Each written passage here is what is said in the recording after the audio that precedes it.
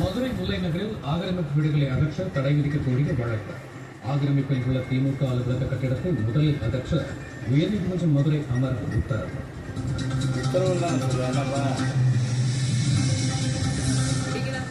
மதுரை முல்லை நகரில் ஆக்கிரமிப்பில் கலைஞர் அறிவாலய அலுவலகத்தை இடிக்க உறுதிமொழி பத்திரத்தை தாக்கல் செய்ய அரசுக்கு உத்தரவு. 2 வாரங்களுக்குள் கட்டடத்தை இடித்து அப்புறப்படுத்தவும் நீதிபதி ஆணை.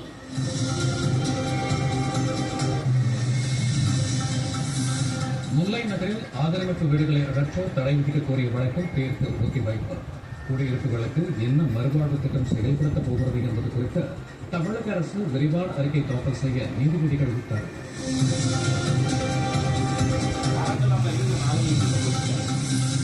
மதுரையில் பட்டா வழங்குவதாக பொய் வாக்குறுதி கொடுத்து ஆட்சிக்கு வந்த திமுக அரசு முல்லைநகர் பகுதி மக்கள் கருப்பு பட்டை அணிந்து 5வது நாளாக